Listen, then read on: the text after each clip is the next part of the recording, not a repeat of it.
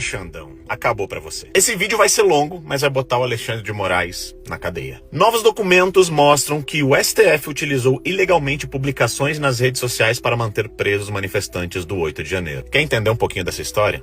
Vem comigo. Esse aqui do lado do Xandão é o Tagliaferro, que é o ex-auxiliar do Alexandre de Moraes. Ele era responsável por coordenar uma espécie de gabinete paralelo, onde o Alexandre de Moraes escolhia a vítima, eles iam lá e buscavam provas usando a criatividade para botar essa galera na cadeia. O Tagliaferro fugiu para a Itália por causa que se sentiu ameaçado pelo Xandão. E agora que ele tá na Itália, não só tá dando com a língua nos dentes, como liberou provas e prints de conversas. Esse gabinete paralelo, formado por ele, a pedido de Alexandre de Moraes, com o intuito de não apenas condenar, mas manter presos algumas pessoas do 8 de janeiro. Agora vocês vão se assustar a base que eles utilizaram para tudo isso.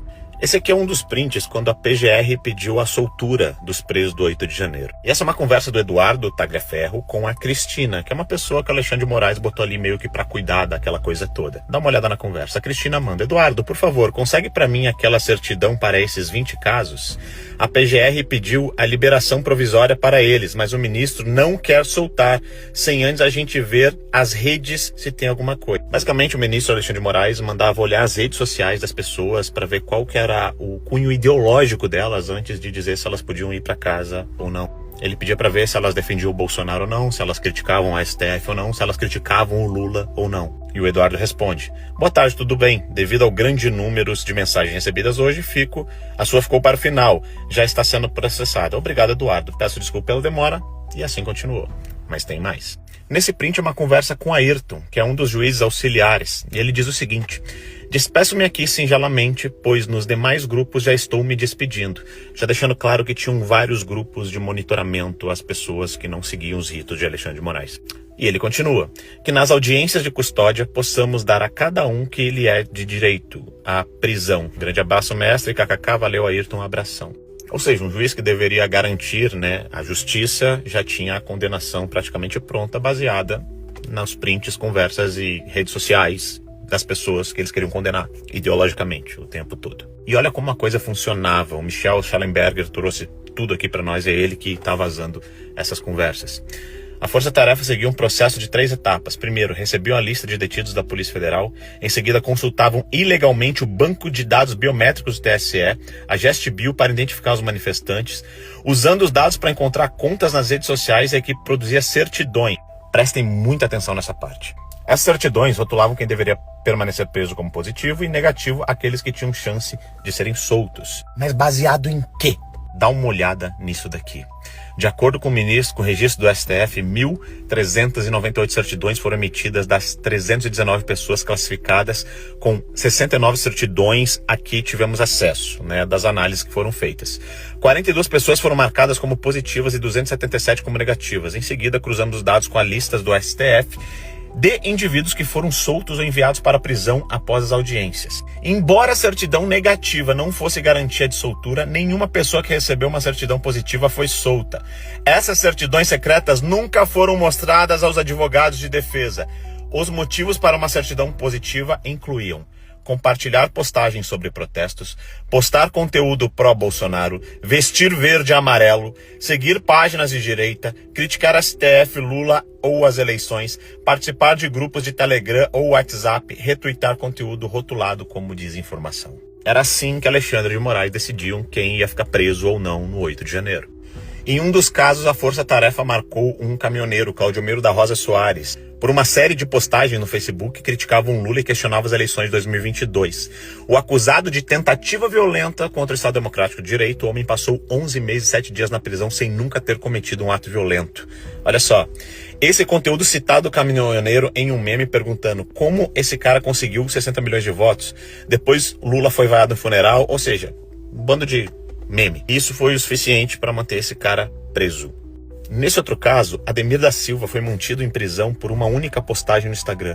A postagem dizia: fazer cumprir a Constituição não é golpe. Isso por si só foi classificado como antidemocrático e como prova de inconformismo com o resultado das eleições do 22. Nenhum outro conteúdo foi citado. Agora pasmem. Uma mulher chamada Vildete foi erroneamente classificada como positiva. Minutos depois, a equipe percebeu que havia confundido com outra pessoa e mudou sua classificação para negativa. A exigência de Moraes por resultados rápidos, disse Tagliaferro, significava que a força-tarefa tinha que cortar caminho. Eu posso entrar em todos os detalhes, disse ele, mas não posso atender à velocidade que vocês precisam.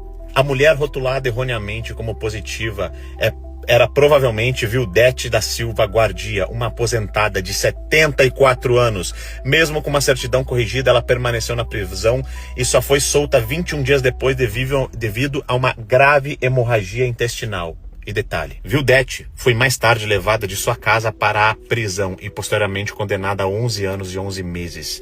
Mais de um ano depois, a avó continua atrás das grades em uma cadeira de rodas, com seus pedidos de soltura por motivos médicos repetidamente negados. Dessa senhora aqui que a gente está falando. Ademir Domingos Pinto Silva, um vendedor ambulante de 54 anos do sul do Brasil, nem sequer estava presente nos atos do 8 de janeiro.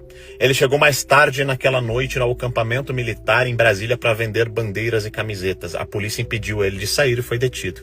Foi classificado como positivo, não por qualquer ato de violência, mas por um tweet de 2018 criticando Lula e o Partido dos Trabalhadores. Nenhum deles mencionava o 8 de janeiro ou mesmo as eleições de 2022. Basicamente, só pelo fato de que ele criticou Lula em 2018 é o suficiente para botar ele na cadeia. Ele agora usa tornozeleira eletrônica e é obrigado a prestar serviço comunitário. Essa Cristina, que eu citei para vocês ontem, foi alguém nomeada pelo ministro que não era do TSE. E olha só como ela falava com o pessoal. Prestem bem atenção. Eduardo, o Tagliaferro, vamos lá. Nós precisamos de soluções. Eu preciso dessa análise feita com cautela, mas não no ritmo de vocês aí do TSE. Desculpa a expressão, o pessoal tá mal acostumado. Tá mal acostumado. Eles nunca fizeram isso, diz Eduardo, no sentido de que nunca tiveram que buscar prova, ir atrás do pessoal e fazer pesca probatória para prender as pessoas. Eduardo já estava incomodado.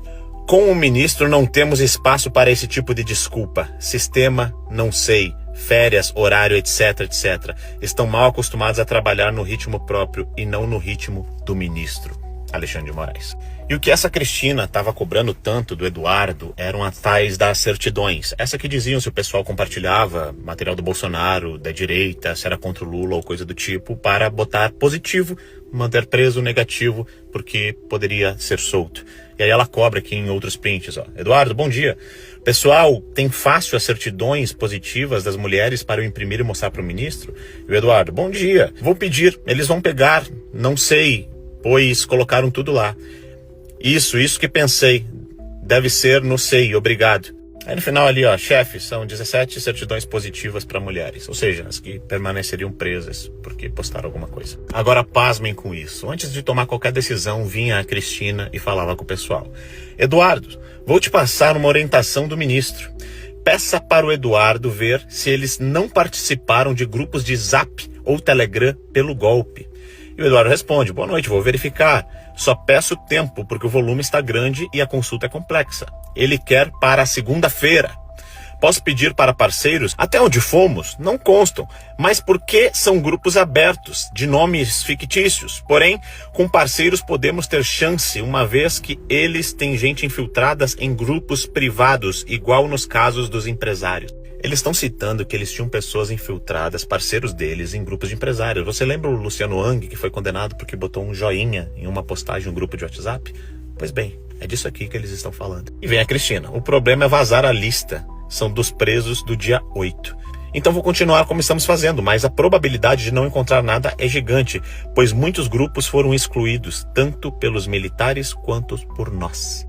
Bom, tudo que vocês viram aqui deixa muito claro essas mensagens vazadas, como eu disse, pelo Tagliaferro, ex-assessor do ministro Alexandre de Moraes, que está na Itália, fugido, com suas contas bloqueadas a pedido do ministro Alexandre de Moraes e que vazou para a imprensa internacional. Isso deixa claro que os presos do 8 de janeiro estão presos simplesmente por motivos ideológicos. Não foi levado em consideração quem quebrou e quem não quebrou, quem organizou e quem não organizou, quem invadiu ou não invadiu. Foi levado em consideração, eram postagens nas redes sociais ou conversas em grupos críticas a Alexandre de Moraes, ao Supremo Tribunal Federal, a Lula e ao sistema.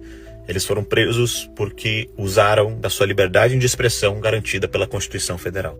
Não existe mais argumento jurídico plausível para defender Alexandre de Moraes. Não existe mais um senador sequer que tenha algum tipo de argumento que possa levantar no Senado Federal para votar contra o impeachment de Alexandre de Moraes. O que antes já era claro e evidente, agora tem provas, tem prints, tem materialidade. Alexandre de Moraes